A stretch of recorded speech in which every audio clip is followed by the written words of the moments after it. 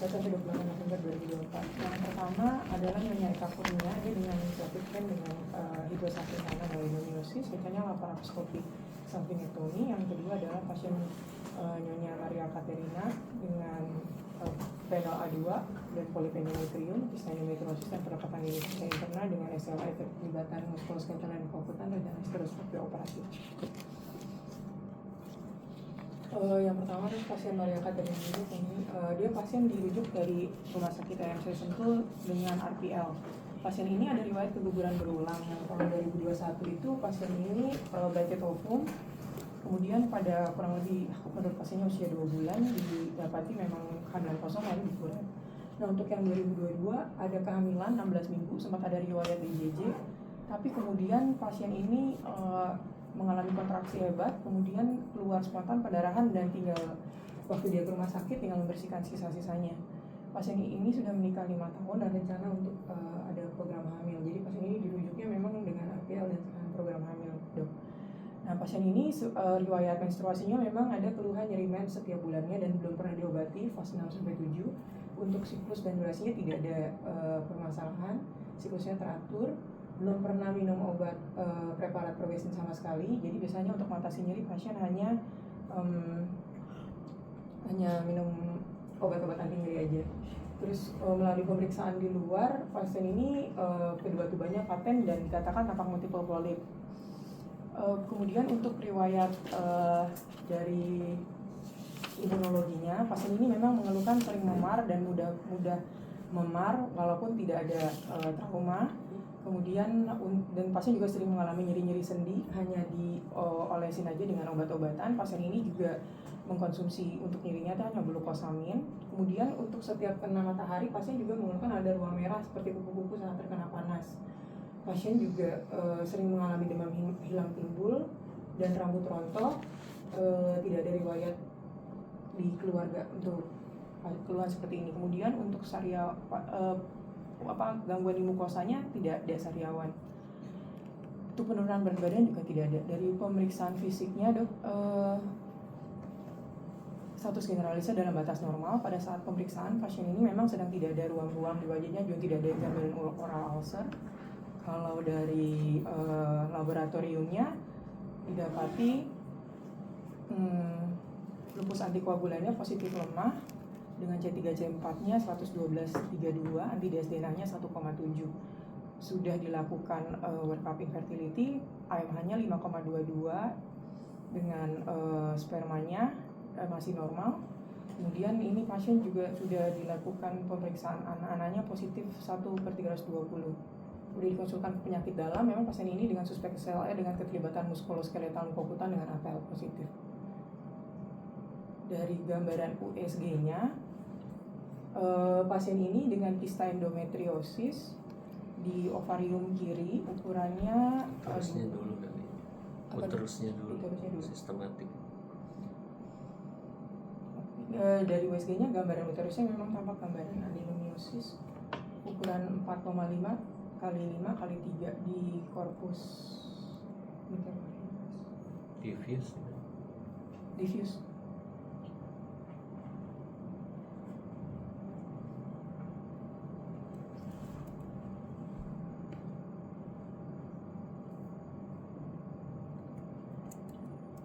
Bisa baca nggak pakai gambar?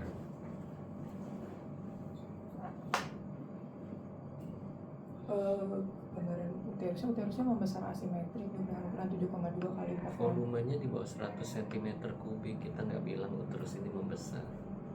Terus membesar kalau di atas 100 cm3. Jadi artinya kita sebut ini uterus bentuknya apa?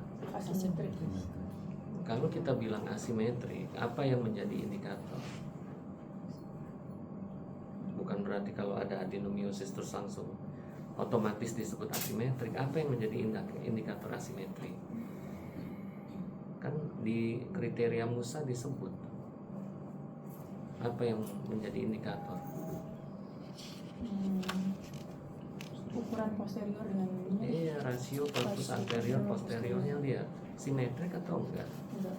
Jadi bukan otomatis kalau ada adenomiosis langsung kita label asimetrik. Ini kan kalau kita lihat korpus anterior posteriornya rasionya kurang lebih sama, ya.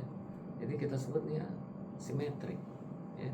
Karena kan adenomiosis itu bukan berarti dia akan memicu adanya pembesaran pada satu sisi, kecuali apalagi ini adenomiosis yang diffuse, nggak harus bahwa dia menjadi asimetrik. Ini jelas uterusnya asimetrik, arahnya antefleksi, ya, volume 82 cm kubik dengan gambaran adenomiosis diffuse, karena kita bisa lihat perbandingan antara kontur myometrium di bagian kranial dari uterus dengan di bagian kaudal itu udah jelas sangat beda, ya. Dan kalau kita lihat di sini jelas ada sebuah adenomiosis yang diffuse, ya. Cuma sayangnya mungkin saya tidak mencantumkan bagaimana keterlibatan dari junctional zone, ya. Endometrium tipis 2,7, apakah pasien berada dalam terapi?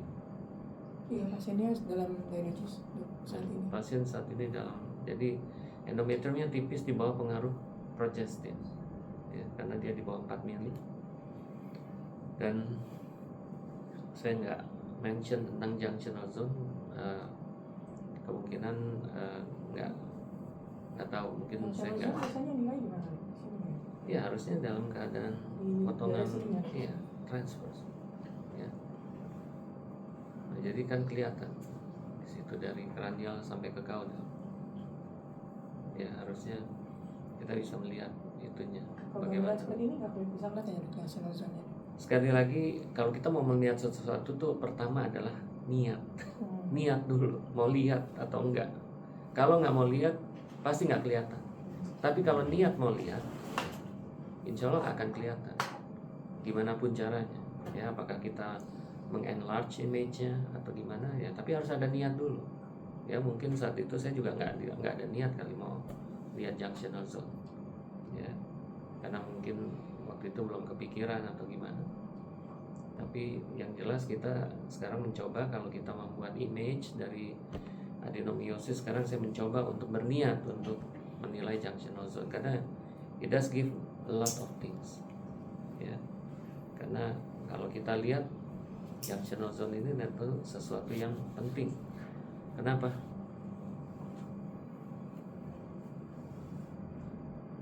Kenapa, Sally? Junctional zone penting.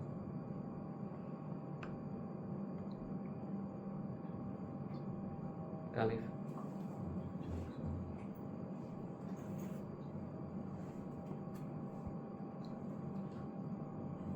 Fitri. Untuk melihat sampai di mana, sampai batas kedalaman dia menginvasi lapisan. Kalau udah lihat invasinya, adenomiosis udah sampai merata antara posterior sampai anterior.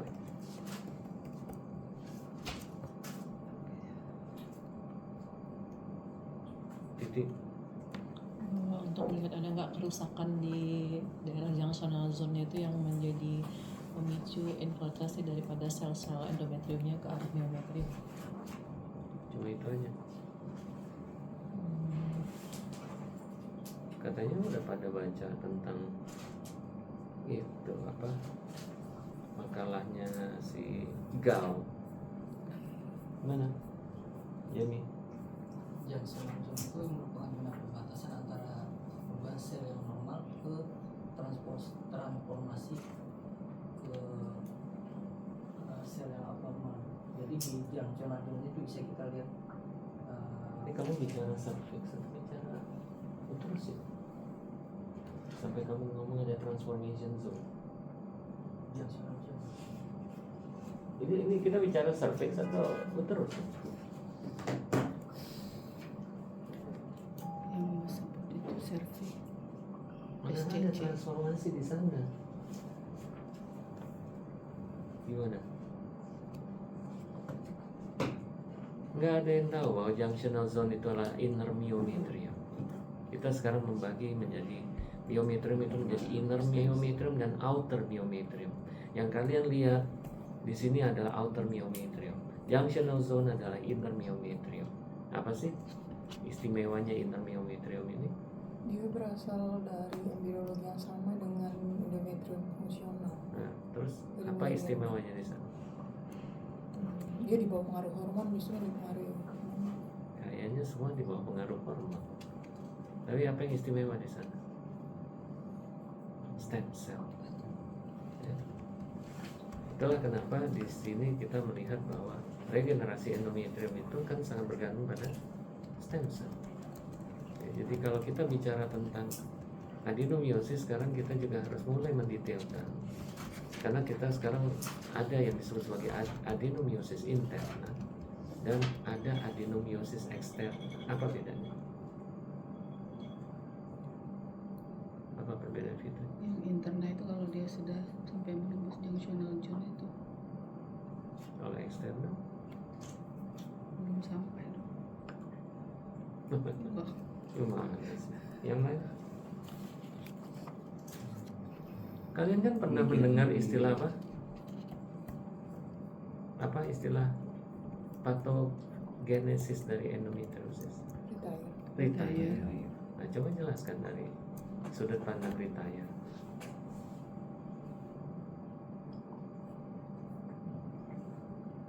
Kalau yang interna itu dia dipikirkan berasal dari adanya disruptif dari junctional zone sehingga ada endometrium yang menginvasi ke dalam. Sementara kalau dari eksterna itu dipikirkan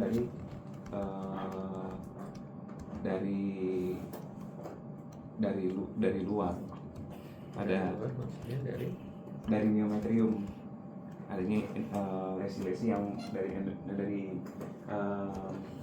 myometrium dia arahnya ke sana ke menjelaskannya kok patah-patah gitu sih. Kalau kita bicara retire, kalau kita bicara pada adenomyosis, kan kita tahu terjadi hypercontractility. Hypercontractility karena adanya pengaruh estrogen. Maka terjadilah disruption dari junctional zone dan ini memicu terjadinya intussusception dari lapisan endometrium masuk ke dalam lapisan myometrium. Makanya di dalam gambaran sonografi dari Musa, makanya kan kita melihat adanya dua parameter dari keterlibatan junctional zone, yaitu interupsi dan irregularity. Jadi ada dua. Jadi makanya kita harus terbiasa sekarang memberikan informasi apakah terdapat interrupted junctional zone atau irregularity dari junctional zone.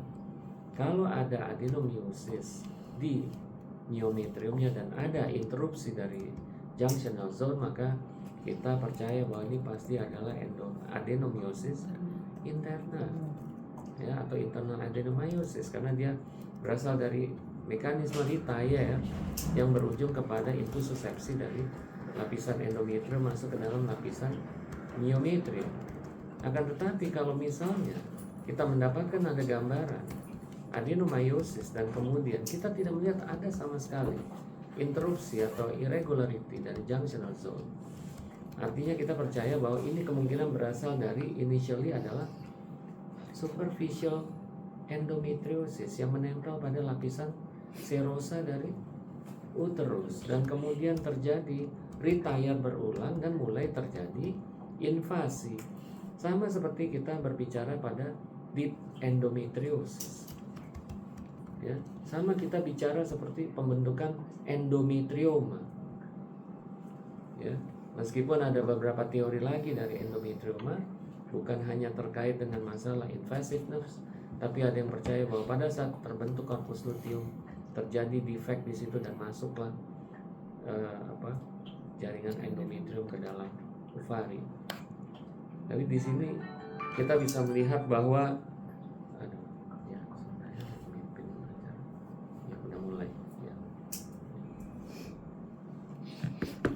ya, jadi artinya dalam hal ini kita sekarang harus mulai detail karena kita ingin melihat apakah ada kemungkinan keterlibatan adenomyosis di dalam masalah infertility. Nah, sekarang menurut kalian yang umumnya adenomyosis ini involve dalam problem infertility itu yang mana? Yang internal yang sudah Yang internal. Kenapa? Karena dia udah merusak junction nozon. Iya, terus kenapa kalau junction ozonnya terganggu? Otomatis remodeling atau proliferasi terganggu. Ya, dia akan mengganggu regenerasi dari endometrium. Itu masalahnya. Dan endometrium menjadi salah satu faktor yang berperan dalam keberhasilan kehamilan. Gimana kita melihat peran endometrium untuk keberhasilan kehamilan itu dari mana? Apa fungsi endometrium di dalam kehamilan? Untuk implantasi. Untuk implantasi, terlampau sederhana. Sebagai seorang endokrinologis harus melihat endometrium jauh lebih dari hanya sekedar tempat Dari- untuk implantasi. Dari ketebalannya, melihat dari ketebalannya, dari volumenya, dari Itu kita bicara vaskularisasi. fenotip, saya tanya fungsi atau peran. Peran endometrium untuk apa? Peran endometrium apa di dalam keberhasilan kehamilan? Udah saya ngomong berulang-ulang. Ada dua fungsinya. Apa? Yang pertama itu seleksi. Terus Yang kedua yang kedua yang kedua receptivity dan selectivity. Ya, udah ngomong berulang-ulang tuh. Ya. Bagaimana kalian melihat endometrium itu receptivity dan selectivity? Apa yang kalian bisa pahami?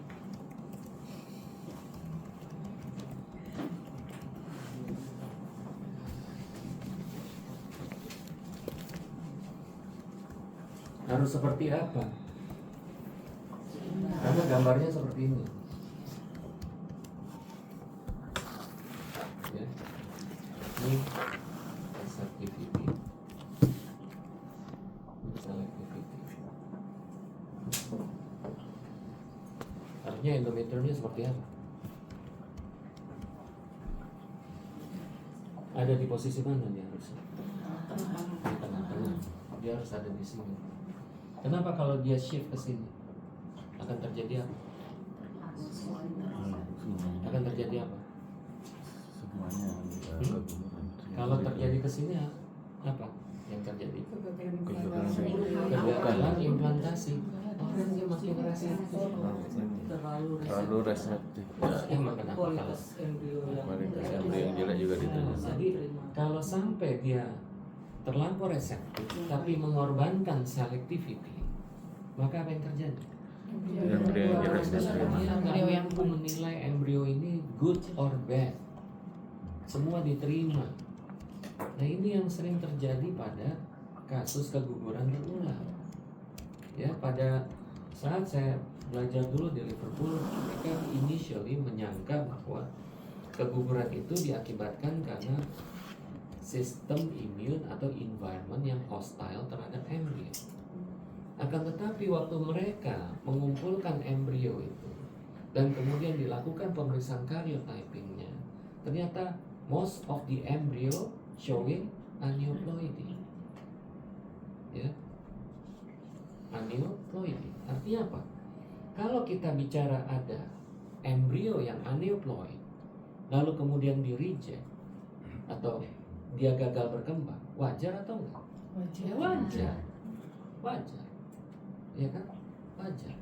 Nah, jadi pertanyaan waktu itu, ya, orang melihat, ya, kenapa pada orang keguguran berulang, ya, kok ternyata embrionya banyak yang aneuploid.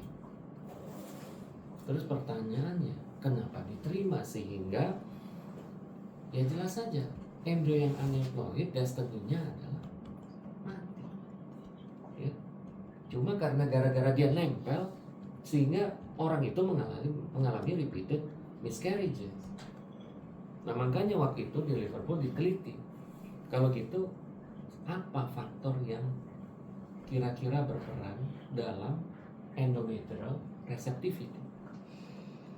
Nah, kemudian dilihatlah endometrium diperiksa, ternyata diketahui pada saat masa window of implantation saat progesteron sangat tinggi di fase midluteal, mereka melakukan karakterisasi dari sel-sel yang ada pada endometrium.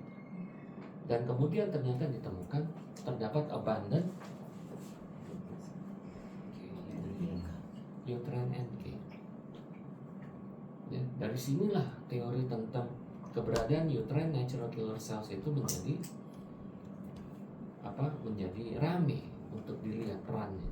Dan kita tahu sekarang perkembangan dari materi uterine natural killer cells dalam implantation jelas sangat berkembang dengan sangat baik. Kemarin saya mimpin diskusi dengan anak-anak residen tahap basic, ya, mereka disuruh presentasi tentang basic imunologi. Mereka mampu menjelaskan dengan baik sekarang, ya, implantasi dari aspek imunologi. Slide mereka sangat advance, sangat advance. Saya juga kaget juga melihat anak-anak sekarang presentasinya jauh lebih dalam daripada training. Kaget juga saya, ya. Mereka sampai berani ngomong NK, gamma delta T cells dan segala macam. Saya juga heran juga, kok berani banget mereka sampai sedalam itu, ya. Nah, jadi bisa kita lihat di sini, ya, uterine NK ini ternyata waktu dilihat pada kasus-kasus yang aneuploidi embrionya, proporsinya jauh lebih tinggi daripada kehamilan yang normal. Nah, disinilah mulai timbul hipotesis waktu itu. Oh, jangan-jangan gara-gara terlampau banyak jumlah uterine NK saat window of implantation, maka receptivity ini shift ke kiri, sehingga endometriumnya menjadi sangat reseptif, sehingga hilanglah kemampuan selectivity, ya, hilanglah kemampuannya. Nah, jadi bisa kita lihat di sini, ya, karena kita ingin membuktikan apakah benar gara-gara uterine NK, maka apa yang dilakukan oleh para expert di sana, maka mereka melakukan pembuktian terbalik. Sekarang mereka tanya, kalau saya turunkan proporsi NK ini, apakah kita akan mendapatkan kehamilan yang baik? Itu kan hipotesisnya kan ini pertama, receptivity menjadi sangat tinggi gara-gara proporsi uterine NK yang sangat tinggi. Jadi sekarang mereka ingin membuktikan sebaliknya, kalau saya turunkan uterine NK-nya, apakah ini malah akan terjadi sebaliknya, kehamilan akan menjadi lebih baik. Lalu kemudian mereka meneliti, ternyata uterine NK ini memiliki reseptor terhadap kortikosteroid. Maka kemudian makanya mereka mulai start memberikan apa? Methylprednisolone.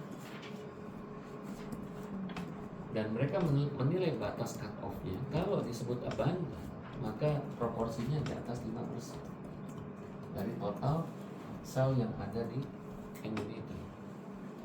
Ya, jadi kamu bayangkan waktu itu saya harus menghitung sel di 10 lapang permukaan dan harus menilai berapa NK-nya. Ya, capek banget ya lakukan itu. Sekarang enak, kita bisa pakai video, lalu kemudian ditransfer ke monitor dan kemudian diprogram hanya sel-sel yang berwarna ini yang kemudian dihitung. Cepat sekali sekarang, ya.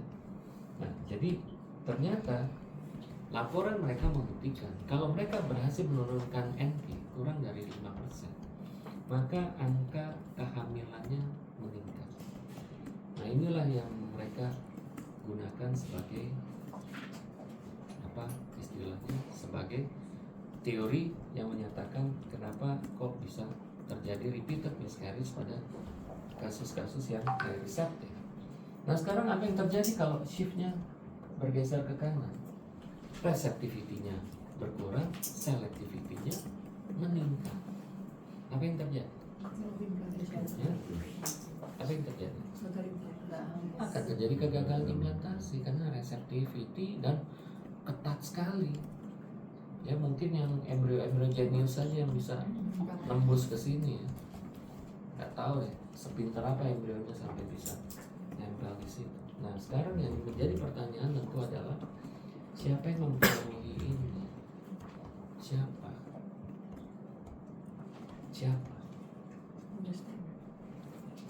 Good.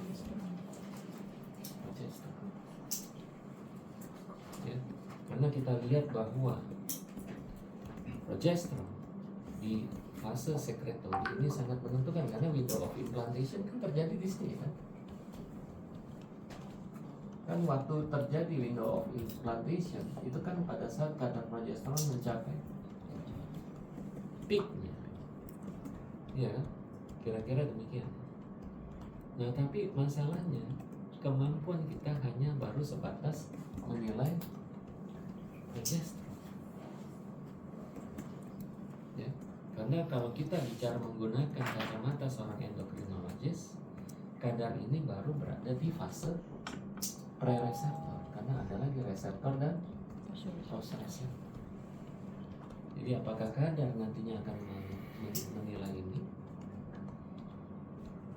Nah sekarang saya mau tanya sama trainee yang udah melakukan IVF, bahkan udah berpraktek IVF. Ferry gimana terkait dengan apa update terkait dengan peran progesteron di fase sekresi sekarang? Ferry ada tuh fotonya di bocah fertility week. Saya Cynthia nggak ada, nggak bisa nanya.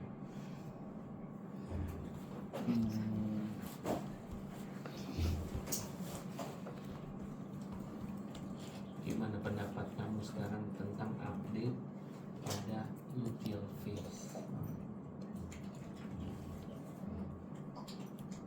Karena memang sekarang ya saya melihat tren treatment sekarang adalah individualized treatment. Ya, ini adalah sesuatu yang menurut saya harus kita pahami banget ya. Kemarin Dr. Binarwan dengan sangat baik memperlihatkan bagaimana update pada ERT. Kayaknya kalian juga ada yang datang bukan? Nah, ya kan? Karena ada salah satu di situ disebut Dr. Binarwan terkait dengan update dalam bidang ERT terkait dengan luteal phase. Jamie ada di sana. Gimana Jamie? Apa yang kamu tangkap?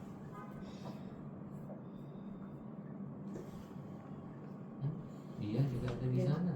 Apa yang kamu tangkap? Bahwa ternyata luteal phase support yang dibutuhkan pada ART sangat individual karena kadar setiap individu pada saat embryo transfer memiliki kadar P4 yang mungkin berbeda-beda tergantung dari mungkin preparasi yang kita lakukan untuk embryo transfer, apakah natural atau artificial. Ya, belajar dari data-data yang kan kita tentu kalau bicara kehamilan spontan sulit untuk melihatnya, tapi kita dipermudah dengan adanya prosedur-prosedur IVF. Salah satunya adalah frozen embryo transfer. Dan kalau kita lihat di situ yang dicontohkan dari Labarta, ya kan berkali-kali Profesor Child kan menyampaikan Labarta. Nah, sekarang apa yang ditangkap dari situ idenya? Karena kadar progesteron bisa berbeda-beda pada setiap individu, maka support yang kita berikan juga harus disesuaikan. Oke, ada individualized luteal support, ya kan? Itu yang penting, individualized luteal support. Nah ini pelajaran yang menurut saya sangat penting karena selama ini kita jarang sekali memperhatikan fase luteal. Kita tuh udah kepedean kalau udah dapat follicle dominan, kayaknya the rest will be good. Are you sure? Ya kan? Nah, sekarang kalau kita lihat ya, sekarang gimana individualisasinya?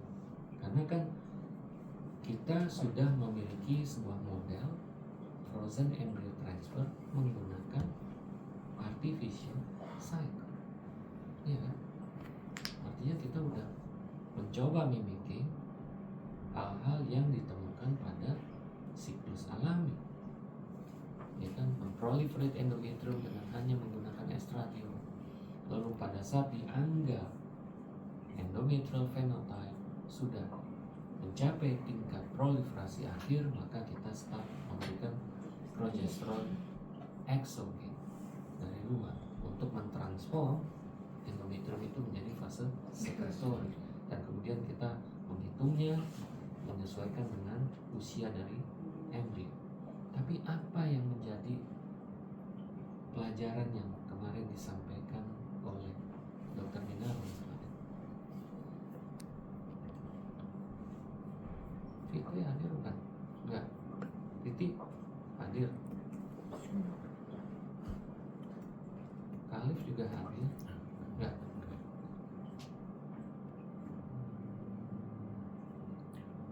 Rahma. Mami. Adanya luteal placental shift yang harus kita hati-hati karena Luteal placental shift kejauhan kalau kita baru ngomong di fase luteal. Cek P4 pada saat embrio, pada hari embrio transfer. P4 pada Embrio transfer. DI embrio transfer. di saat embryo transfer. Amin Atau satu H-1. H-1. Ya, H-1. Lalu kemudian apa yang mereka lihat di sini? Berapa kadar embryo Cut rata-rata pointnya yang 8,8 sampai 10. Nah itu dong. Dari tadi yang saya tunggu harusnya kan kalian lihat di sini bahwa ada kadar yang menunjukkan kemungkinan keberhasilan itu di antara 8,8 sampai 10 nanogram per menit. Kalau sampai minus 1 dia tidak mencapai, ini apa yang harus dilakukan? Rescue dengan menaikkan lagi kadar progesterinnya. Gimana caranya untuk mendapatkan reaksi yang cepat? Topikal lokal progesteron lewat vagina. Lewat vagina lagi. Vagina udah dikasih 800 mg. Naikin lagi jadi 3 kali.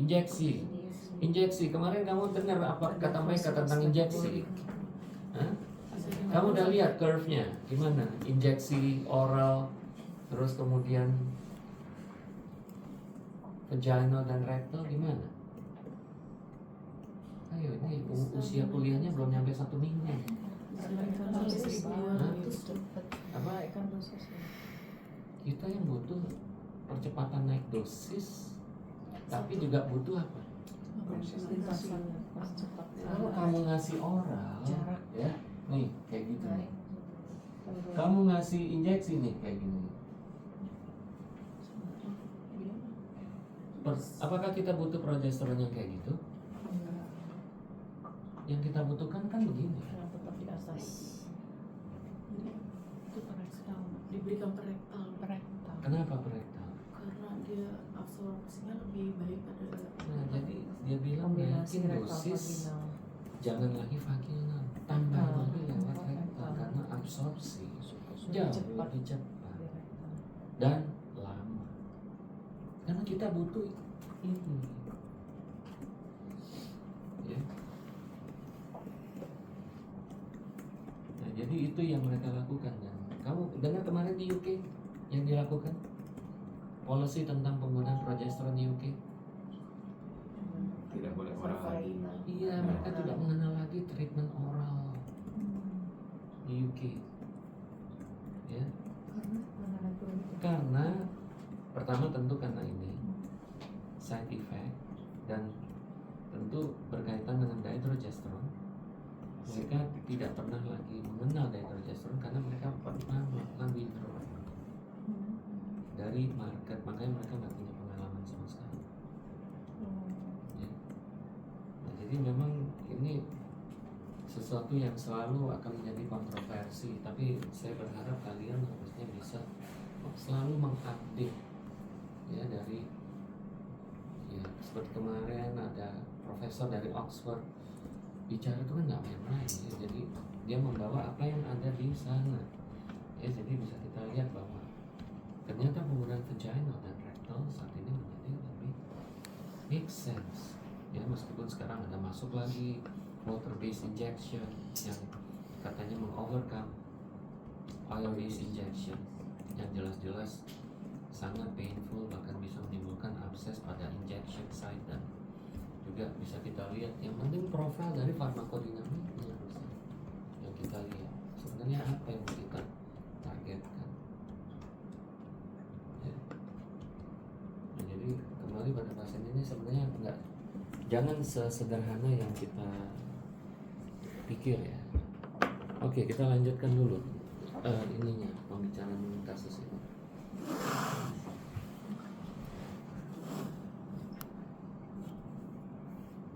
Jadi apakah kasus ini, kalau ini ada polip jadi? Ada polip dong.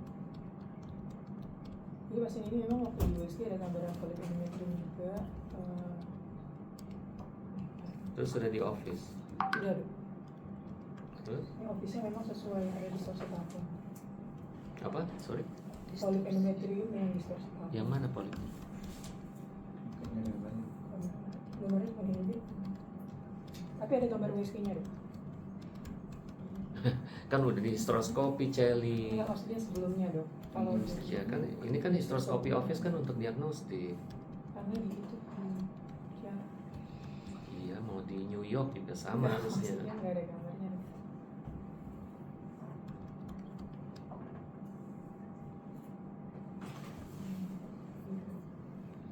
Mana polipnya? Apa yang di ujung itu? Ferry, mana polipnya? Ini baru masuk di Osteo. kanalis dok. Ini OUI-nya. Hmm. Dan ini setelah gambar ini biasanya kelihatan gambar polipnya dok. Itu Ini baru ini di OUI. lo gimana sih masa lo memprediksi perut skopnya masih di cervical kanan? Iya, jadi memang fotonya sebenarnya kurang dok. Iya, nih yang ngambil fotonya kurang ini nih. Asal ada. Itu kan porsio osteouteri externum kan. Iya. Nah itu yang sebelah kanan kan internum, belum nyampe uterine cavity. Nanti itu kameranya. Ya oke lah. Terus kemudian Pasien ini sih rencana pertamanya masih mau rencana hysteroscopy operatif polipnya dulu dok. Jadi dia kan masih ditangani sama penyakit dalam juga buat SLE-nya. Untuk ya kita jangan kesana dulu. We're gonna reach that part, tapi saya belum selesai tentang ginekologinya. ya, Ada ide nggak dari kamu pasien dengan adenomyosis, lalu kemudian dia on Dynogest kan? ya, Udah berapa lama? baru 4 bulan terakhir sih dok. 4 bulan terakhir. Iya. Pasien masuk phenotype yang mana? Phenotype 1, 2, Setelah 3, 4. dengan Dynogest yang tidak ada pendarahan, tidak ada nyeri. Satu. Tidak. Jadi phenotype 1. Ya, setelah on Dynogest. Ya, jadi ini kan Dynogest, dia tidak ada pain, Tidak ada. tidak ada abnormal bleeding. Jadi Tidak. dia, iya kan? Oh iya, Ya, jadi dia masuk phenotype 1. iya. Nah, sekarang concern kita untuk melakukan ekstirpasi polip untuk mengadres apa ini? Lebih untuk berkap infertility-nya kemudian. Ya, artinya pasien ini sedang direncanakan untuk hamil. Iya. Oke. Nah, ada komen nggak dari kamu terkait dengan polip dalam Dynogest treatment? Kalau saya pertama polipnya mungkin udah terjadi dari sebelumnya. Kan Itu dia udah diberikan 4 bulan Jawaban sebelumnya. yang pertama kemungkinan benar. Iya. Apakah kalau untuk menjawab itu apa yang harus kamu cari?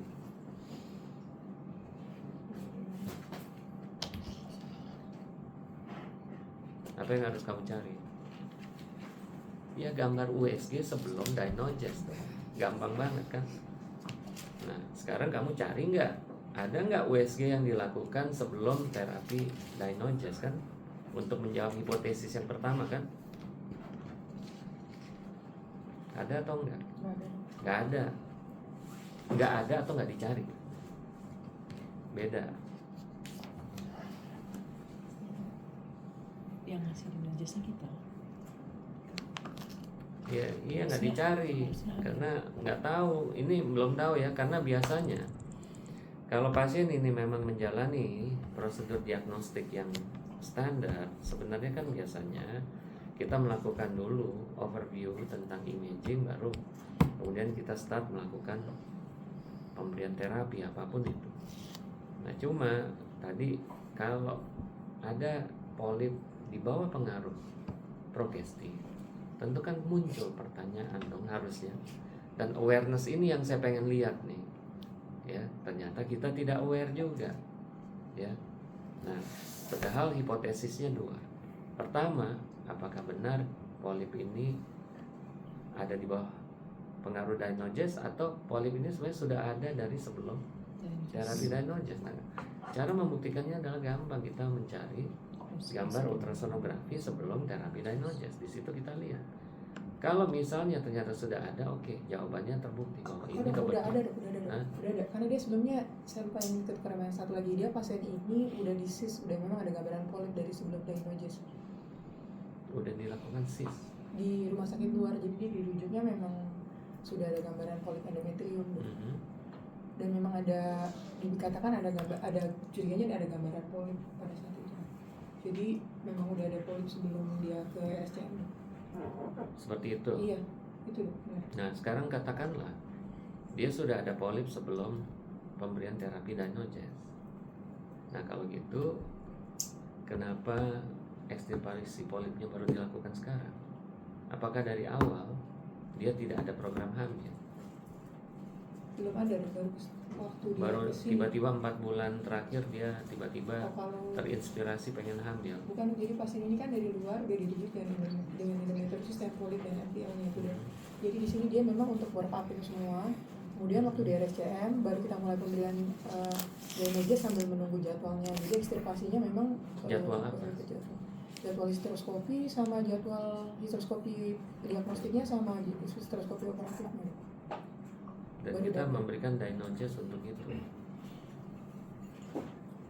Untuk menunda nyerinya selama menunggu jadwal sih dok, Dynogestnya. Nah, sekarang apakah nyeri harus diberikan hormon atau enggak? Dan sekarang kita melihat nih konsistensi dalam berpikir ya. Artinya kalau saya melakukan work up program hamil, apakah saya membuat dia dalam keadaan tidak menstruasi? Kan ada beberapa unsur dari work up fertility yang nggak mungkin diteliti kalau pasiennya nggak menstruasi. Kan aneh gitu loh. Kenapa work up infertility hanya terpaku pada jadwal histeroskopi, sementara kan ada work up yang lain, ada HSG, ada penilaian terkait dengan perkembangan folikel, ada penilaian terkait dengan corpus luteum, dan itu kan nggak mungkin dilakukan kalau pasien berada di bawah pengaruh Dynogest.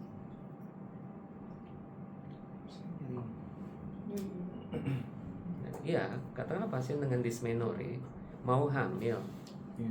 Mau hamil belum ada work up fertility, gimana caranya? Apakah kita berikan dia Dynogest terus baru kita work up atau gimana? Kali kan kamu di poli kemarin gimana? Kita ada punya pasien seperti itu, gimana? Kita buka infertil dasarnya. Iya, pasien juga nyeri. Apakah kita perlu berikan dia Dynogest untuk membuat dia tidak haid dulu untuk work up? Enggak. Terus pasien dibiarkan nyeri. Bisa diberikannya antiprostagan. Diberikan? Antiprostagan itu. Ya diberikan painkiller aja, ya kan? Diberikan painkiller saja, karena kita kan membutuhkan data terkait dengan fungsi ovarium. Ya kalau saya tekan dengan progestin, apalagi ditekan dengan agonis, gimana? Mau tahu folikulogenesis, gimana mau tahu folikel dominan, gimana mau tahu corpus luteum, gimana mau tahu endometriumnya, morfologinya gimana? Nggak mungkin kita melakukan follicular tracking, endometrial assessment, nggak mungkin kan? Jadi makanya salah satu bargaining yang kita lakukan ya memberikan painkiller, ya agar pasien terhindar dari rasa nyeri tapi siklusnya masih jalan kan. Nah ini aneh jadinya saya, pasien mau di work up promil tapi hanya polipnya aja yang dilihat, gimana nih? Kalau misalnya terjadi waktu itu mungkin menunda untuk dia work up, kan lagi work up SLE-nya juga lagi diperbaiki, dikoreksi autoimunnya juga.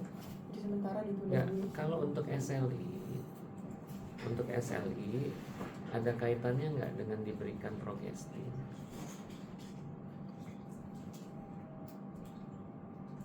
Kaitannya justru untuk menunda kehamilan sebelum dia terkontrol dulu kondisi autoimunnya mungkin, Dok. Jangan Sekalian. mungkin, karena Sally yang baca kasus ini. Jadi di dalam laporan ini kalau bisa yang melaporkan itu sudah mempelajari nih semua kemungkinan. Kalau kemungkinan ini baru kita realize pada saat diskusi, memang pasti nggak akan bisa terjawab. Tapi kalau dari awal, oh ya memang dok, pasien ini kami sengaja tunda haidnya atau tunda kehamilannya karena kami masih menunggu keputusan dari internal medicine untuk menyatakan apakah pasien ini diperbolehkan untuk hamil atau tidak, akan kelihatan di situ. Di situ kan internal medicine nggak pernah disebut. Dia hanya bilang masih dilakukan workup. Ini kan belum tahu C3 C4-nya gimana. Iya. Ya, itu kan normal. Tidak menurun kan C3 C4-nya. Kenapa kita lihat C3 C4? Karena itu menggambarkan aktivitas dari SLE-nya loh. Kalau pada pasien yang SLE, karena komplemennya banyak dipakai, dia akan Dipakai melalui mekanisme apa? mekanisme MAC. MAC. Alternatif pathway. Alternatif komplement pathway. Alternatif complement pathway. Are you sure? Alternatif itu nggak ada kaitannya sama antibody. Alternatif complement activation itu terjadi karena komplement mengenali adanya struktur yang asing. Ya. Jadi kalau kita bicara complement activation yang ada kaitannya dengan autoimun, itu jalur komplement yang mana?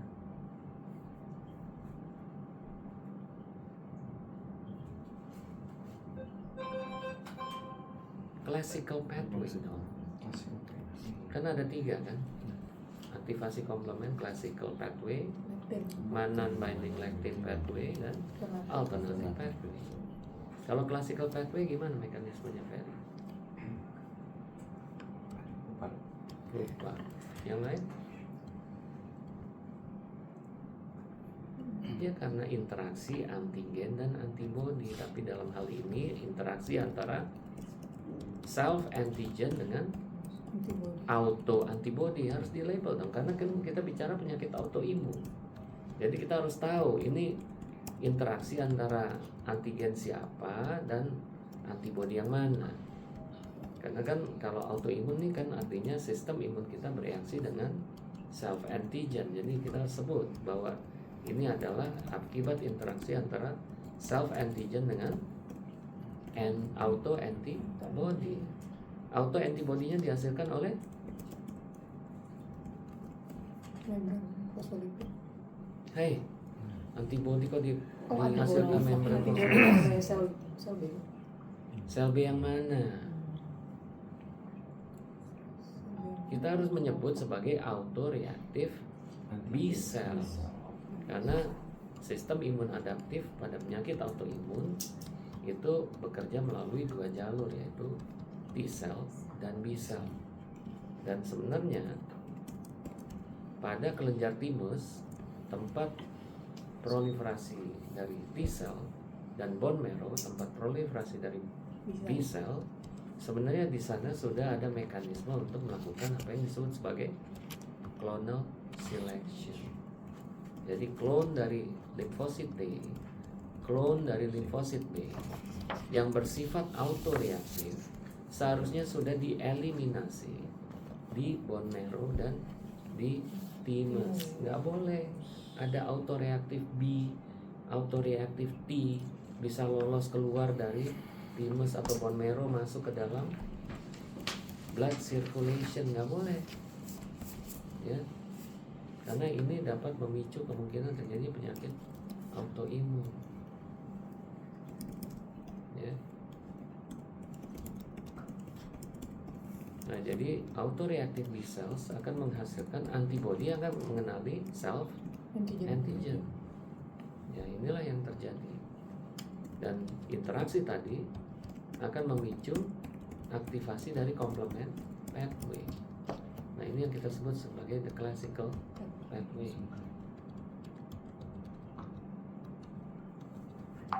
Nah, jadi kalau kembali kepada pasien ini, sebenarnya rencana tata laksana pasien ini apa sebenarnya? Rencana awal pada pasien ini pertama memang menegakkan dua penyebab dari keguguran berulangnya, dok. Jadi memang waktu kita evaluasi ternyata ada kelainan autoimun, jadi saat ini sedang di work up sama penyakit dalam dan memang perusahaannya menurut Jelly. Ini kamu bilang bahwa ada kemungkinan keguguran berulangnya karena penyakit autoimun. Coba kita lihat histori, makanya saya bilang what might tell by the miscarriage itself. Apa sih yang bisa diceritain dalam miscarriage-nya? Kayaknya kalau nanti ada orang recurrent miscarriage dan dia senang pakai baju merah, nanti kamu bilang dia recurrent miscarriage karena senang pakai baju merah. Ya, pasien ini sih belum masuk kriteria karena autoimun ya, dok. Karena yang pertama berarti apapun, yang kedua juga 16 minggu. Pertanyaannya, kalau ada empty sac, what the event tell you? Apa yang bisa disampaikan kepada seorang dokter? Saya mengalami sebuah miscarriage karena empty sac. Apa yang bisa kamu tarik analisis dari situ? Reseptivitasnya lebih dari selektivitasnya lebih terlalu reseptif. Jadi untuk yang kelainan kromosom pun tetap diinflamasi. Sekali lagi ya, miscarriage itu ada dua.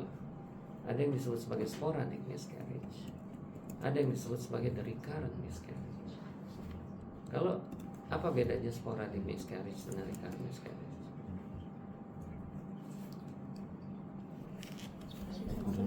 Itu kelainan numerikal. Apa? Sporadik apa? Kelainan numerikal. Kelainan numerikal. Numerikal apa? Kromosom. Kromosom. Kelainan numerikal. Kalau recurrent? Struktural. Kelainan struktural kromosom. Jadi basically ini kelainan kromosom semuanya nih. Oh, enggak. Gimana?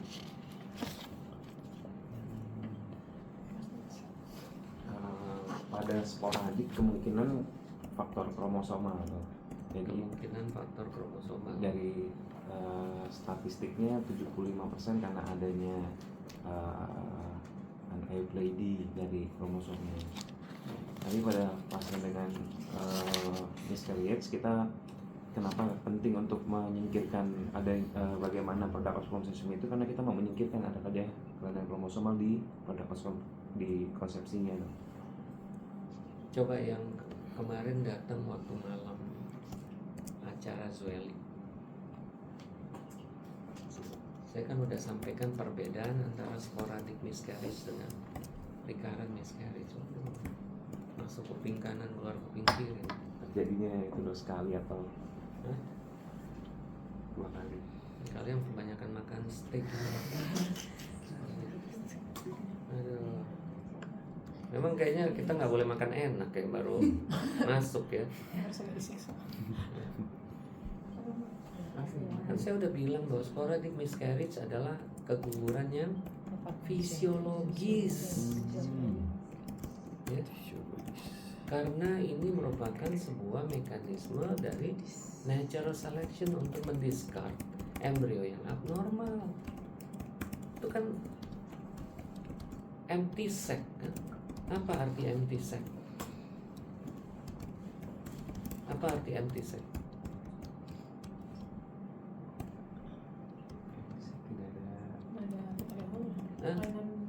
Tidak ada Enggak dong, artinya jangan begitu dong. Kalau kamu ngomong empty sac yang ada fetal echo, ya memang USG juga nggak pernah ngomong ada fetal echo. Tapi bukan begitu cara menjawabnya. Apa? Gimana? Iya, artinya bahwa kan kita tahu waktu blastosis itu terbentuk, maka populasi sel itu menjadi terbagi dua menjadi outer dan inner. outer cell mass dan inner cell mass. Kan berbeda kan dua grup itu. Dan outer cell mass akan apa? Akan berkembang jadi apa? Sensor. Iya, dia pertama akan membentuk cytotrophoblastic cells, lalu syncytiotrophoblastic cells. Kalau yang di inner cell mass ya, dia berkembang jadi apa? Langsung. Atau dia nggak menjadi trilaminar disc dulu. Iya kan? Kan diajarin kan terbentuk trilaminar disc. Ya, dimana trilaminar itu kan terdiri dari apa? Ectoderm, mesoderm, dan endoderm.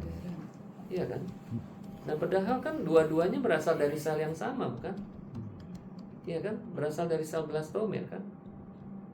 Nah, kalian bisa coba pikirkan di situ kok asal selnya sama, tapi kemudian ujungnya beda. Yang satu jadi cytotrophoblastic cells dan kemudian berujung menjadi syncytiotrophoblastic cells, sementara yang di inner cell mass malah menjadi trilaminar disc yang berisikan 3 komponen dari layer embryonal, yaitu ectoderm, mesoderm, dan endoderm. Terus siapa tuh yang ngatur kayak gitu? Selnya sama loh dari awal, bukan sel yang berbeda. Hah? Gen dari coding dari gen ya. Iya, itulah yang kita kenal sebagai epigenetik. Ya, di mana ada gen yang di switch on, ada gen yang di switch off. Itulah kenapa mereka ini disebut sebagai embryonic stem cell, karena mereka dapat berdiferensiasi menjadi apapun. Ya, tinggal dia di-drive oleh gene tertentu, yang satu bisa menjadi cytotrophoblastic cells dan kemudian syncytiotrophoblastic cells, dan kemudian yang satu akan menjadi embrio. Itu ada mekanisme yang akan mengendalikan. Kromosomnya sama loh itu semua, cuma gene activationnya akan sangat-sangat berbeda. Makanya saya percaya juga bahwa plasenta itu juga merupakan bagian dari problem dari embrio. Kalau embrio ini memang ada masalah dengan kromosomnya atau apanya, bisa jadi plasentanya juga akan bermasalah. Nah, sekarang coba kita kembali pada kasus ini. Kalau dia mengalami empty sac, artinya kan kita bilang bahwa terjadi gangguan development dari inner cell mass. Outer cell mass-nya terganggu nggak? Enggak. Buktinya apa? Kehamilannya masih bisa berlanjut untuk beberapa saat. Iya kan? Karena outer cell mass ini setelah membentuk syncytiotrophoblas, dia menghasilkan apa? Human chorionic gonadotropin kan? Untuk apa? Fungsi corpus luteum. Iya, untuk mempertahankan fungsi corpus luteum, dan fungsi corpus luteum akan menghasilkan progesteron. Jadi bisa kita lihat bahwa kehamilannya masih bisa sustain, ya. Tapi apa yang kemudian terjadi? Pasien ini Hamilan. enggak, apa yang terjadi? Apakah pasien mengalami keluar darah atau apa? Pada saat itu baru jadi di USG karena diketahui ada beta tofu, baru dia diputuskan. Jadi belum ada Belum. apapun, ya. Yang kedua Pak. Iya. Nah, ini yang sekarang saya sedang coba elaborate, ya. Kemarin saya sudah melakukan ujian usulan penelitian pada seorang residen yang nanti kita mau melihat apakah ada tren fenotip pada keguguran, di mana yang satu diawali dengan bleeding dulu, baru kemudian diikuti dengan kontraksi. Lalu yang satu diawali dengan kontraksi, baru diikuti dengan bleeding. Karena saya percaya bahwa apabila problem ini ada terjadi early pregnancy dan ini berkaitan dengan masalah embrio, kemungkinan akan terjadi sebuah mekanisme embryonal detachment, karena mekanisme endometrium yang akan akan mereject embrio yang tidak baik atau tidak normal, baru kemudian diikuti dengan contraction.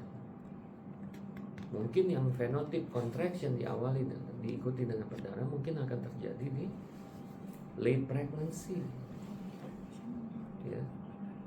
Ya saya susah sih mau menjelaskan ini dalam waktu singkat, tapi itu yang kita pengen lihat. Tapi kalau kita aplikasikan pada kasus ini, maka kita bisa melihat bahwa terjadi kegagalan perkembangan dari inner cell mass, dan ini memperlihatkan bahwa ada problem dari embryo quality.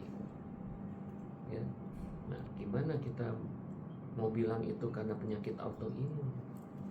Kan terlampau naif, ya, terlampau naif lah. Menurut kamu kalau misalnya terjadi recurrent pregnancy loss karena penyakit autoimun, harusnya karakternya seperti apa? Mungkin kita awali dulu deh dengan mekanismenya dulu deh, baru kita bicara tentang kira-kira bakal terjadi seperti apa. Mekanisme pregnancy loss pada penyakit autoimun. Ada yang mau kasih pendapat?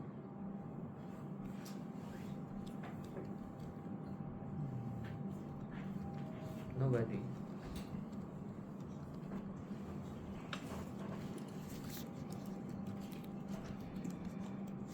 Kalau kamu ikut laporan jaga kita tiap hari, hampir pasien-pasien yang melahirkan sekarang day by day itu menderita SLE. Jadi kalau kamu mau lihat, sebenarnya banyak kasus hamil dengan SLE. Nah sekarang apa mekanisme pregnancy loss pada penyakit autoimun? Dia lebih karena kegagalan implantasi di awalnya. Ya gimana cara menjelaskannya? Karena kalau ngomong kegagalan implantasi, artinya Jelly berbicara kalau pada piramida Macklen, Jelly bicara 60% kejadian keguguran atau pregnancy loss, dan pregnancy-nya still unrecognized. Apakah kita bilang itu keguguran? Even orang aja nggak tahu kalau dia hamil. Kalau ngomong kegagalan implantasi, kan kalau di 60% kejadian pregnancy loss pada unrecognized pregnancy, kan ada yang dikenal sebagai early implantation failure dan late implantation failure kan. Nah jadi kalau kita mau ngomong ini implantation failure,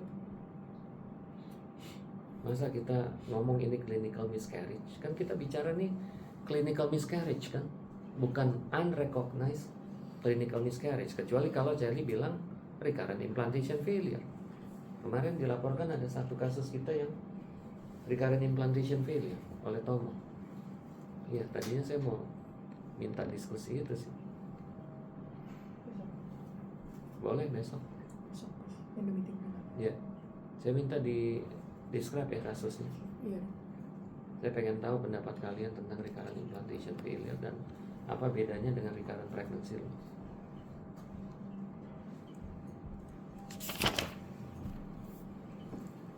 Apa ada proses autoantibody yang seperti menyerang embrio itu, Dok? Iya, saya berharap Fitri berani menyampaikan sesuatu yang lebih ilmiah. Jangan menggunakan istilah terlampau awam. Ada antibodi yang menyerang embrio, itu terlampau awam lah. Bisa nggak lebih detail ngomongnya? Misalnya saya bisa menjelaskan misalnya pada kasus antiphospholipid antibody, di mana dia menyerang ya permukaan dari sel-sel cytotrophoblastic cells, ya, di mana kita tahu bahwa membran sel mengandung fosfolipid yang kita kenal sebagai phospholipid bilayer. Ya, meskipun sekarang kalau kita melihat mekanisme antiphospholipid antibody, sebenarnya yang dikenal oleh orang-orang penyakit dalam sekarang, ya dulu juga mereka nggak paham juga. Mereka mengenal bahwa sekarang antiphospholipid antibody yang kita kenal dapat memicu trombosis adalah antiphospholipid antibody yang berikatan dengan phospholipid binding protein, bukan directly to phospholipid. Ya. Sayang ya, kalian kalau kemarin ikut di forum World Thrombosis Day, kita ada satu session tentang antiphospholipid syndrome. Ya, Dr. Alvina dari alergi imunologi menjelaskan tentang patogenesisnya. Saya menjelaskan dari aspek imunologinya. Dr. Lugianti menyampaikan terkait dengan tata laksana jangka panjangnya. Ya saya nggak ada objin yang ya cuma dokter Didi sih kemarin yang ada. Udah kita banyak ngomong tentang EPS, tapi nah sekarang kalau kita bicara dalam hal ini, apa dampak dari terikatnya fosfolipid pada permukaan sel cytotrophoblas dengan antifosfolipid antibody? Jadi pada saat implantasi terjadi kegagalan dari remodeling arteri utama. Jauh banget. Karena ini yang satu aspek ini yang nggak pernah dipikirkan oleh dokter penyakit dalam. Dokter penyakit dalam cuma taunya ada the first hit dan the second hit. The first hit adalah munculnya antiphospholipid antibody. The second hit, maka phospholipid antibody ini akan berikatan dengan monocyte, berikatan dengan endothel, dan berikatan dengan platelet. 3 hal itu second hit, sehingga berujung kepada trombosis. Nah, satu hal ini yang justru harusnya seorang gynecologist mampu menjelaskan, karena itu nggak masuk di ranahnya penyakit dalam, yaitu efek dari antiphospholipid antibody terhadap cytotrophoblas. Apa peran cytotrophoblas di sini? Membentuk syncytiotrophoblas dengan cara berulang-ulang melakukan fusi, penggabungan membran, sehingga nantinya terbentuk multinucleated giant cells. Jadi artinya syncytiotrophoblas merupakan penggabungan dari beberapa sel cytotrophoblas. Ya. Jadi bisa dibayangkan dong kalau membrannya penuh dengan antiphospholipid antibody, ya. Gimana cara dia mau melakukan fusi, penggabungan? Gimana caranya? Permukaan membrannya udah diikat oleh antiphospholipid antibody, maka terjadilah delay formation dari syncytiotrophoblas. Apa dampaknya? Kalau terjadi delay syncytiotrophoblastic formation, iya, HCG-nya akan turun. Ya, apa dampaknya kalau HCG-nya turun? Apa dampaknya? Yang menjaga korpus luteumnya turun, operasi progesteronnya Ya akan turun, terjadi kontraksi. corpus luteal defect, karena nggak akan ada HCG yang cukup, iya kan? Dan kalau misalnya HCG-nya turun, fungsi korpus luteumnya turun, maka progesteronnya akan turun. Dan kalau progesteronnya turun, apa yang terjadi? Kontraksi. Wah, loncat. Apa dulu dong yang terjadi?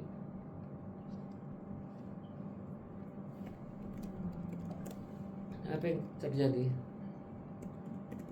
Samalah kayak kalian menjelaskan tentang mekanisme menstruasi. Ini kan terjadinya di mana?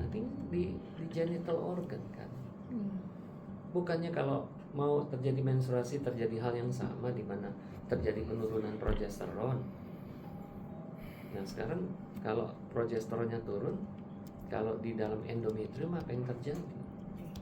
Stabilisasi desmosomi itu dok, yang melepaskan. Terus?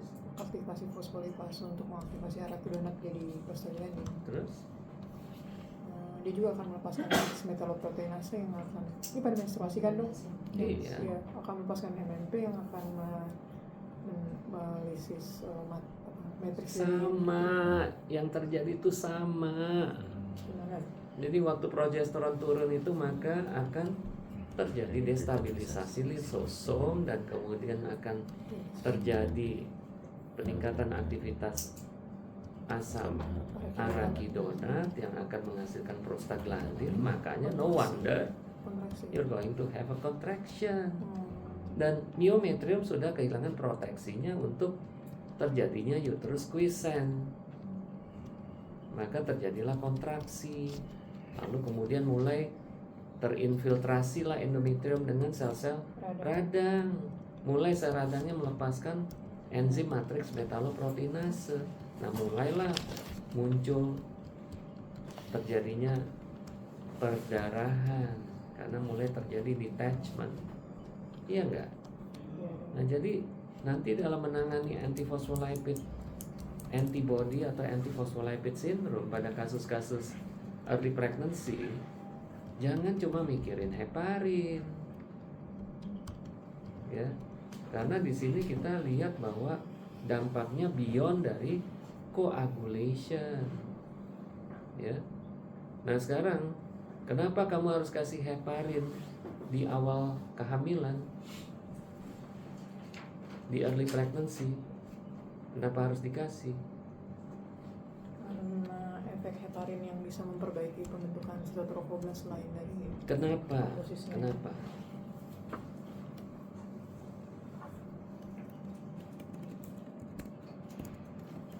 Karena heparin ini punya efek immunomodulation di mana dia dapat mencegah terjadinya ikatan antara antifosfolipid antibody dengan fosfolipid pada permukaan sitotrofoblast.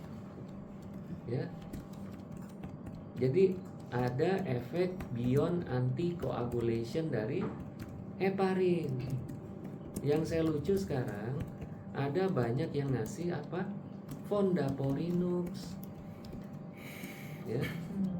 Fondaparinux sama heparin fungsinya apa? Anti trombosis ya. Antikoagulan kan, dua-duanya sama ya. Nah, tapi saya lucu kenapa ada obgyn yang ngasih pada kasus APS di early pregnancy dia memberikan fondaparinux. Karena masalahnya kita memberikan heparin pada early pregnancy itu bukan untuk mencegah pembentukan trombus. Karena pada fase trimester awal syncytiotrophoblasts yang menuju ke spiral artery itu justru akan membentuk trombus plak pada spiral artery karena dia sengaja untuk membuat apa yang disebut sebagai hypoxic environment agar invasi trophoblast jauh lebih baik. Nah, kok kita malah mau ngasih antikoagulan di situ? Nah, disitulah yang menurut saya juga pemikiran obgyn ini terkontaminasi oleh pemikiran penyakit dalam. Ya.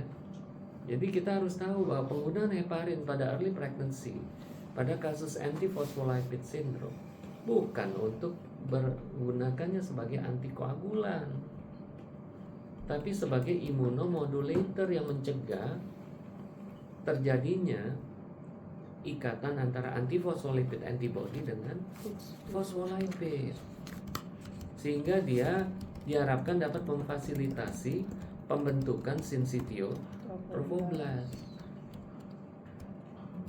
Paham ya? Sehingga makanya jangan kasih fondaparinux, karena fondaparinux itu adalah antikoagulan saja yang memiliki efek immunomodulation ya sejauh yang saya pahami, karena ada sebuah penelitian in vitro yang head to head antara heparin dengan fondaparinux. Ya, fondaparinux tidak mencegah terjadinya penempelan antiphospholipid antibody. Yang mencegah penempelan itu adalah heparin, mau itu unfractionated heparin atau low molecular weight heparin. Ya. Jadi terserah kalian mau pakai unfractionated heparin juga nggak ada masalah. Apa sih beda unfractionated heparin dengan low molecular weight heparin?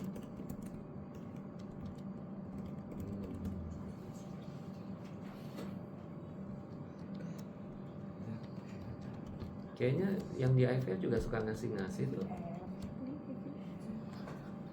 Apa bedanya? Panjang rantai dari low molecular weight heparin itu lebih pendek dok, sehingga dia hanya mengikat faktor 10. Sementara pada heparin, unfractionated heparin, rantainya itu panjang sehingga dia mengikat faktor 10 dan faktor 7 maksudnya. Lupa. Yang satu dia mengikat dua Faktor faktor. 10 dan faktor Satu lagi lupa. Ya, Ferry kembali lihat dong coagulation cascade. Coagulation cascade baik extrinsic pathway, intrinsic pathway itu ketemunya di faktor 10. Ya. Dan kemudian faktor 10 akan mengaktifkan faktor 2. Ya, protrombin menjadi trombin. Ya. Jadi kalau kita menggunakan unfractionated heparin, maka molekul heparin itu akan mengcover 2 coagulation factor tadi, yaitu faktor 10 dan faktor 2. Makanya kita harus menggunakan APTT sebagai guidance ya untuk penggunaan unfractionated heparin. Tapi kalau kita menggunakan low molecular weight heparin, maka molekulnya hanya bekerja pada faktor 10 ya. Sehingga kita tidak perlu menggunakan guidance APTT untuk mengontrol penggunaan low molecular weight heparin. Jadi jauh lebih aman menggunakan low molecular weight heparin ya.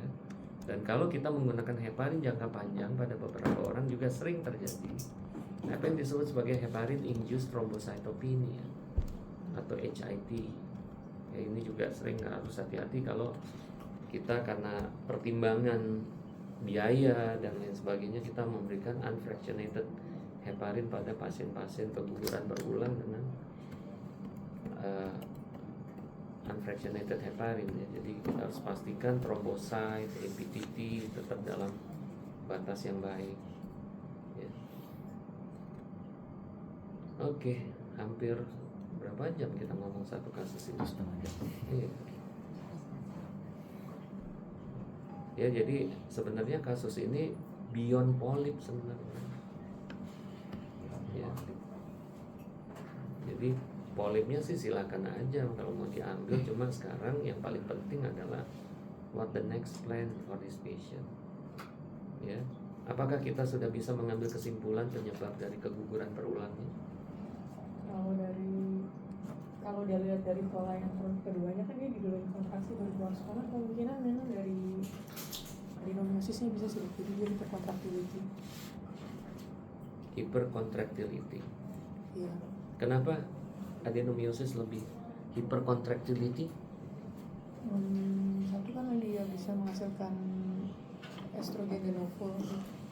Karena adenomyosis memiliki lebih banyak oksitosin reseptor ya. Jadi makanya kontraksinya akan jauh lebih tinggi. Makanya kalau kalian sekarang jalan-jalan ke Yasmin, di situ kita sedang ditaruh uji coba USG Nuewa ya dari Mindray ya. Di situ dengan sangat mudah kita bisa melakukan apa yang disebut sebagai apple bound ya. Apple bound, pernah dengar? Belum. Apple bound adalah kriteria untuk menilai biophysical profile dari endometrium. Ya, ada beberapa indikator ya dari apple bound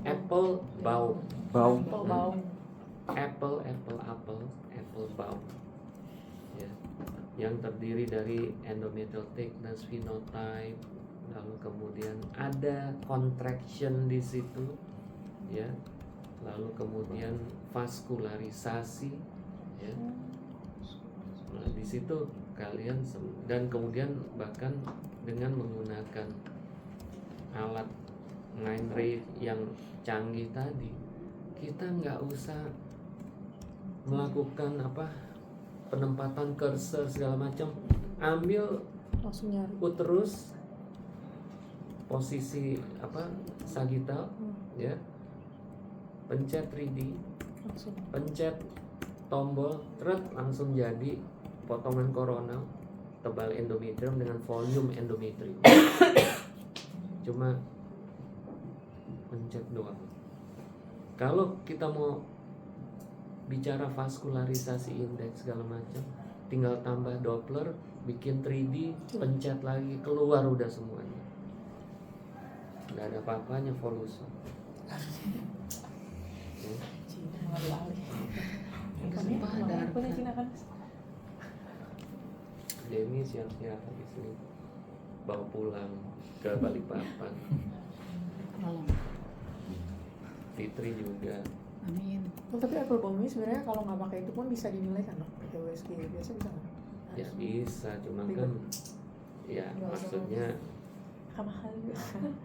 nggak, kalau kamu mau mendapatkan data yang terbaik untuk menyatakan endometrium itu reseptif atau tidak, maka kamu juga harus mengcombine-nya dengan volume endometrium. Kamu harus mengcombine-nya dengan vascular pattern dari endometrium. Ya.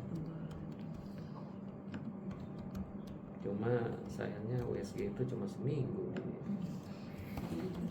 Beli. Tadi saya mau minta Dr. Tommy kita bikin project sebentar lah, orang-orang yang di vet kita profiling dulu endometriumnya. Cuma nggak tahu deh, cuma seminggu nggak dapet deh. Mulai apa? Mindray. Mindray Berapa? Harga gayanya udah adalah kalau receh lah kalau receh. Jambi Balikpapan receh. Amin.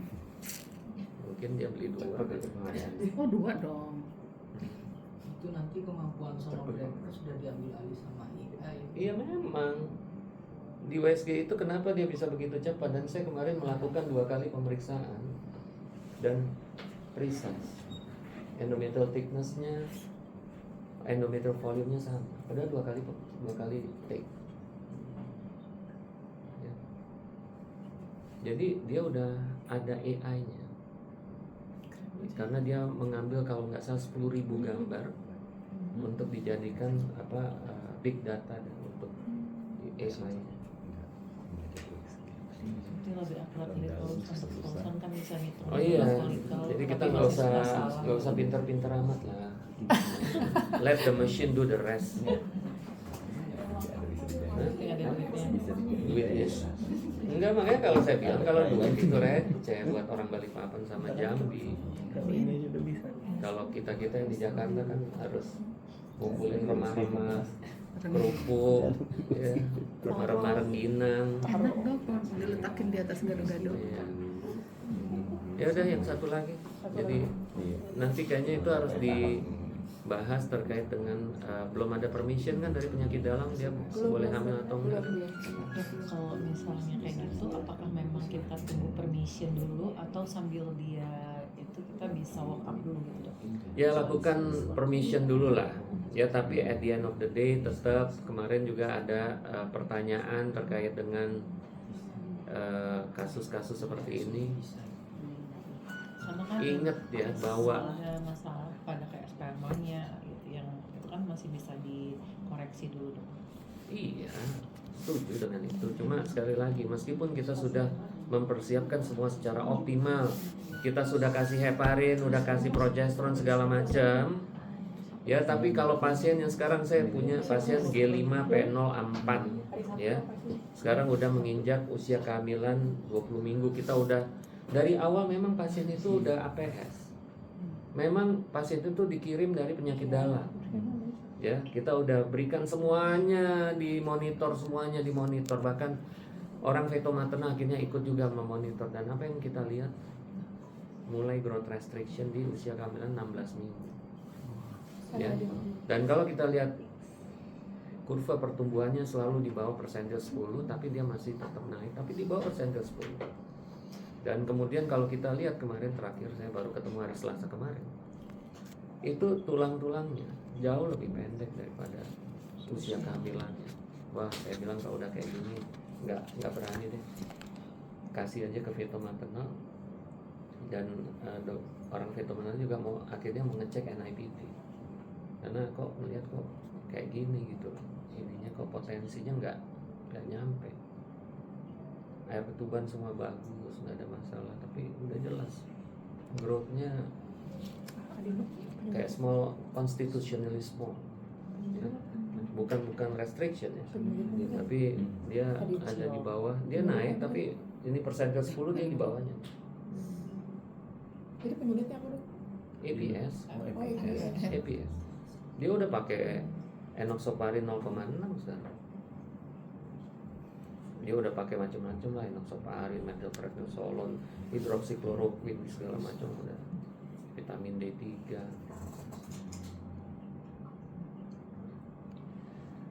Dok, boleh nanyain lo yang itu dari lo, yang selectivity itu kalau ngomongin receptivity kan orang banyak melihat marker-marker hoxaten, kemudian uterine NK juga.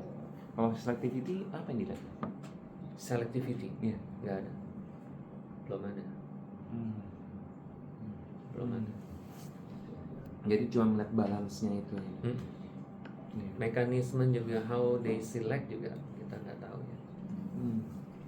Dok, dari ketebalan endometrium bisa dilihat nggak kalau ini seimbang antara reseptif? Ya itu yang saya bilang adalah sebagai pemeriksaan biophysical. Ya itu yang paling kita pegang. Volume. Ya kita kan sekali lagi nggak bisa nembus sampai ke dalam-dalamnya, kayak Ferry bilang ada LIF, ada hoxaten, ada MUC1, ada NK, ada integrin dan segala macam. Gimana mau di work up itu? Yang itu aja kan nggak ada yang konsisten. Ada yang konsisten, seperti MUC1 tuh konsisten, integrin itu konsisten, ya. Tapi masalahnya kita kan harus melakukan scratching satu siklus sebelumnya kan. Nah sekarang kan mulai ada apalagi era. Tapi kemarin Profesor siapa yang Fatemi nggak percaya. Fatemi aja nggak percaya, gila. Orang yang udah kayak gitu aja nggak percaya, kita mau sok percaya lagi. Dia researchnya aja udah kayak gitu, dia bilang nggak percaya. Mana? Jadi ya udah, kalau saya bilang ya kita simplify aja minimal, tapi jangan juga nyerah. Minimal ya kalau kita nggak bisa melakukan molekuler, ya minimal kita lakukan biophysical lah. Ya sayangnya USG kita nggak mumpuni sih, maksudnya mesinnya. Kalau mesinnya mumpuni, kita mau lihat vaskularisasi dok, mesinnya harus yang mana? Ya yang punya kemampuan 3D. 3D Doppler. Karena Iya. harus itu ya dok, harus volume itu ya dok. Iya. Kalau kamu cuma lihat skor vaskularisasi 1, 2, 3, terus lihat subendometrial blood flow, itu boleh juga. Cuma kan kalau misalnya lebih detail dengan kita melihat VI dan lain sebagainya kan itu jauh lebih akurat lagi dong. Iya kan? Saat ini kan kita cuma sebatas studi kan. Cuma yang kemarin 3D gila banget sih gambarnya, luar biasa. Nanti saya share di ini. Itu periksa folikel pun tahu nggak? Kamu cuma satu plane, kamu satu plane doang, ya. Klik, eret. Langsung dapat semuanya. Iya. Ini nanti saya share gambarnya. Cuma satu plane follicle dan you got the whole numbers of follicle. Yang bisa di-set mau yang berapa, yang kalau kecil Iya, nanti dia bikin cut off-nya. Misalnya kamu cuma mau lihat follicle yang katakannya di atas 5 mm, ya. Nanti yang diameter di bawah itu Langsung bisa di discard. Karena dia akan ini kan dengan warna.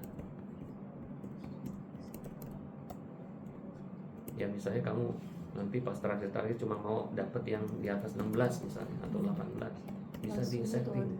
Jadi bisa kelihatan yang berapa yang 18. Itu bisa ya.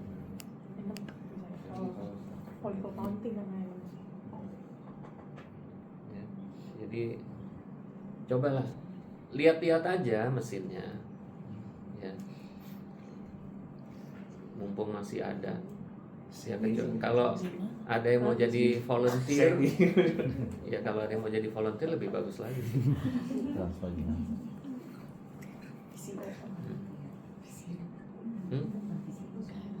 Nggak usah PC. Oh, kita cuma mau lihat aja. Nanti ketahuan poin udah nggak. AFC-nya udah nggak ada. Ketahuan gue juga nggak apa-apa. Oke, yang satu lagi gimana nih? Udah mau jam 9. Satu lagi ini banyak kurnia ETA, dok, dia memang dirujuk untuk tindakan laparoskopi salpingektomi dari RSPMI Bogor dengan hidrosalping kanan. Pasien ini memang riwayat dirawat di Rumah Sakit PMI Bogor 2 bulan lalu dengan nyeri perut bawah di fase 89. Sebelumnya memang pasien selalu ada keluhan nyeri menstruasi di fase 6 sampai 7 setiap menstruasi di 2 tahun terakhir. Ini nyeri perut bawahnya udah konsisten atau accidental? Sebelumnya ada cyclical pain, dok, memang dia ada cyclical pain. 2 tahun terakhir sih memang baru keluhannya.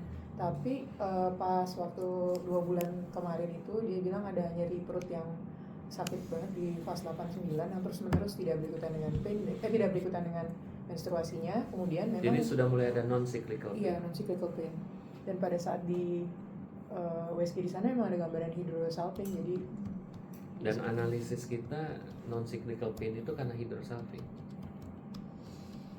sementara ini kan ada infeksi, kemungkinan infeksi dari adnexanya, hidrosalping. Iya, gimana kita tahu bahwa nyerinya karena hidrosalping? Karena pemeriksaan laboratoriumnya menunjukkan leukositnya di bawah 10.000.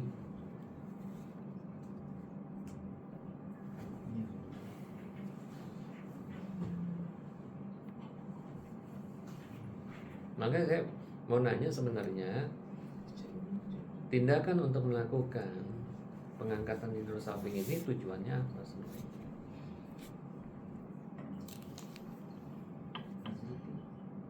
Nggak ada fertility orangnya nggak ada. Enggak, ya ada dia nggak mau. Kayak malah habis. Tapi dia nggak mau. Nggak mau hamil. Nggak mau hamil pasiennya? Nggak mau. Nah, lu, gue pikir tadinya persiapan IVF Kan ngapain di HSG?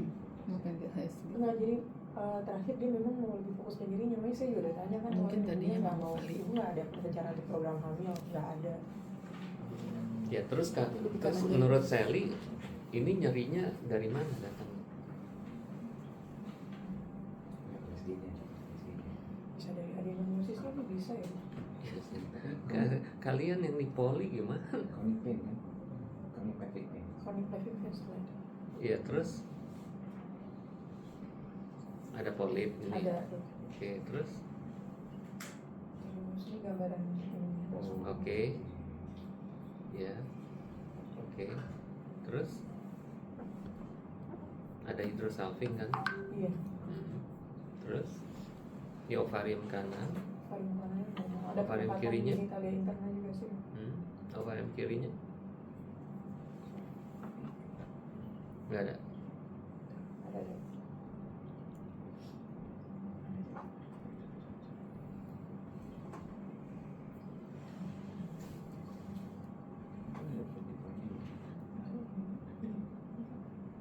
Ini ovarium kiri.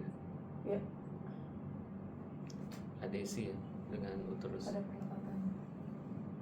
Oke. Nah terus painnya dipercaya karena hidrosalpingnya atau gimana? Hidrosalping. Dan saat ini ada tanda-tanda infeksi. Nyeri tekan perut bawah aja sih, tapi kalau infeksi kayak demam gitu. Ya, pertanyaan saya Sally, hidrosalping itu gimana bikin sakit?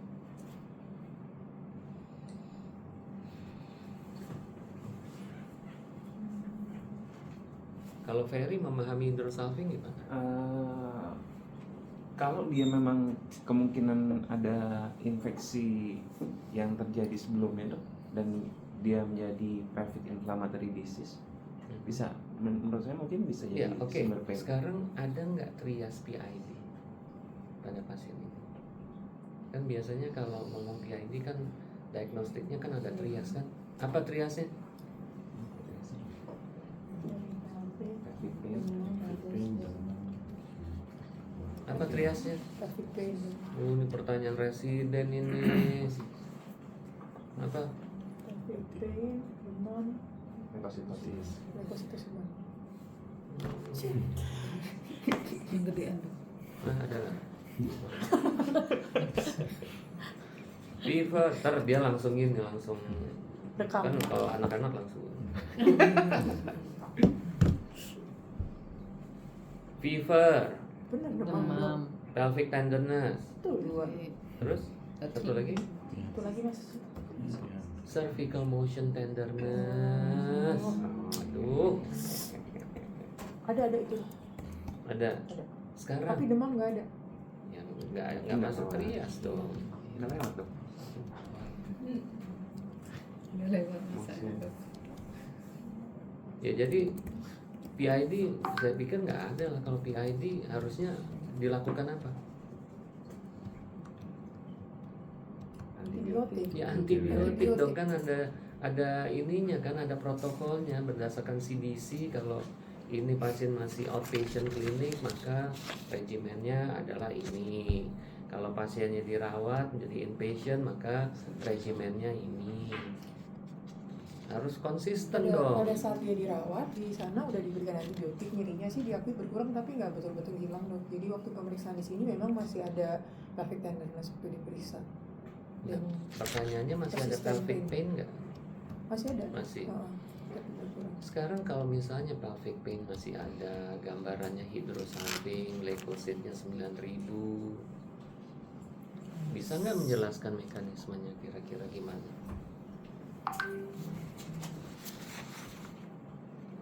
Nggak, hydrosalping itu apa sih sebenarnya? Penumpukan cairan serosa karena adanya sumbatan lupa. Artinya kan kita cuma bicara ada obstruksi, kemudian ada pengumpulan cairan di dalam saluran tuba. Cairannya datang dari? Cairannya datang dari? Bisa dari Tuba mukosa. Jangan bisa. Oh, Emang ada berapa sumber? Datang dari mana? Tuba mukosa. Hah? si Iya, Mbak. karena kan di tuba tuh kan ada Si sel yang menghasilkan substrat kan, yang atau menghasilkan itu kan apa yang dibutuhkan dari embrio kan. Dan kemudian kemungkinan besar ini juga merupakan mekanisme dari eksudasi akibat reaksi inflamasi kan. Nah, cuma dia obstruktif sehingga terjadilah hydrosalping kan. Nah sekarang painnya di mana jadinya? Kan udah dikasih antibiotik.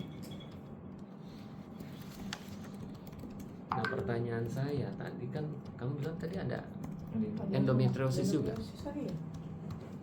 Ya, terus kalau misalnya kalau kayak gitu untuk memastikan nyerinya ini datangnya dari mana? Harusnya sih kita kasih Dynogist dulu coba untuk lihat yang Ya jangan ngomong Dynogest dulu, kamu kayak orang yang Progestin. bukan, harusnya bilang kayak gini dong. Lebih cantiknya kayak gini ngomongnya. Apakah saya nggak kasih terapi empirik dulu untuk memastikan bahwa ini painnya berasal dari endometriosis atau bukan? Yang namanya terapi empirik itu kan nggak harus selalu progestin kan. Bisa juga kita menggunakan combined oral contraceptive pills untuk menunda menstruasinya. Udah diedukasi, jadi kemungkinan memang setelah kan pasien ini memang dirujuk, tujuannya dia udah mau dirujuk khusus untuk memang dilakukan laparoskopi salpingectomy dong. Jadi udah diedukasi memang ada kemungkinan dari endometriosis dan adenomyosisnya. Jadi mungkin painnya ini kalaupun sudah diangkat tetap ada, dan adanya kemungkinan dia memang harus konsumsi obat untuk mengatasi painnya. Iya, karena saya khawatir kalau kita cuma mengambil saja hydrosalpingnya dan ternyata painnya ternyata berasal dari ini. Ya oke, kalau memang itu sudah menjadi awareness ya nggak apa-apa. Sudah dia dikasih. Artinya dia kan di sini datang dengan mindset bahwa saya mau diangkat tubanya, Iya, laparoskopi. cuma itu doang Itu kan. aja. Ya, tapi kita juga harus memberikan penjelasan pada pasien bahwa basically is not apa ya, artinya Cuma hilangkan keluhan sakit. ya it's not absolutely kemungkinan pain-nya datang dari Definitif. situ, mungkin masih ada kemungkinan yang lain, dan baiknya dia mulai melakukan treatment untuk memastikan eksklusi dari kemungkinan adanya pain yang datang dari tempat lain. Udah diinfokan ke situ sih. Oke, kalau sudah diinfokan sih, ya udah, kayaknya sih udah cukup ininya. Ada yang mau komen?